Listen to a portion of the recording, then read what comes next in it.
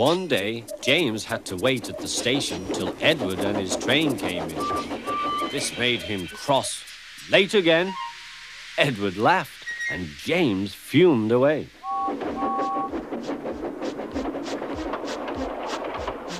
After James had finished his work, he went back to the yard and puffed onto the turntable.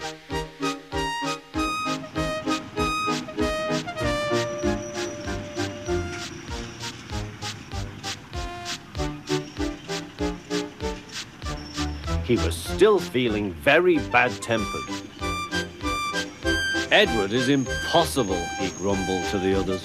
He clanks about like a lot of old iron, and he is so slow he makes us wait. Thomas and Percy were indignant. Old iron? Slow? Why, Edward could beat you in a race any day. Really, said James, I should like to see him do it.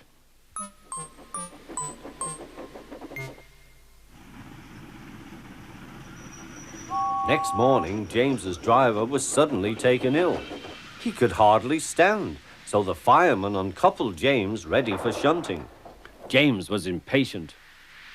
Suddenly, the signalman shouted.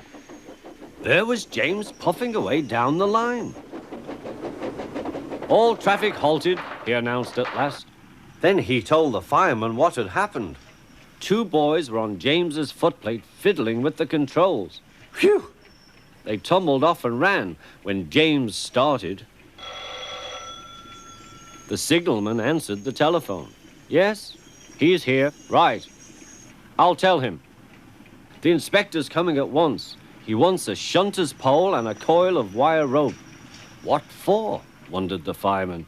Search me, but you'd better get them quickly. The fireman was ready when Edward arrived.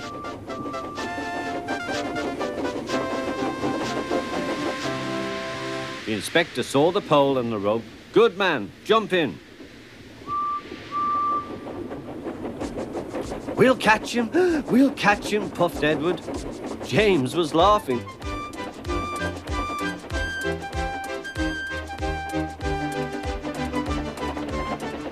What a lark, he chuckled to himself. Suddenly, he was going faster and faster. He realized that he had no driver. What shall I do? I can't stop. Help! Help! We're coming, called Edward.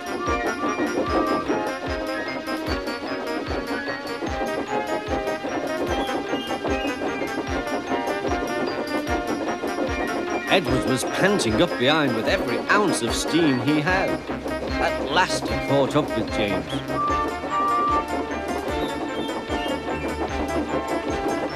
Steady, Edward, called his driver.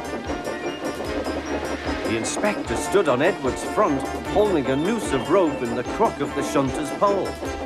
He was trying to slip it over James's buffer. The engine swayed and lurched. At last! Got him! He shouted. He pulled the noose tight.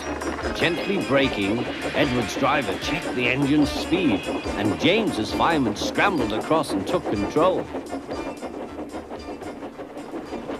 So the old iron caught you after all, chuckled Edward. I am sorry, whispered James. Thank you for saving me. You were splendid, Edward. That's all right, replied Edward. The engines arrived at the station side by side. The fat controller was waiting. A fine piece of work, he said. James, you can rest and then take your train. I'm proud of you, Edward. You shall go to the works and have your worn parts mended. Oh, thank you, sir, said Edward. It'll be lovely not to clank.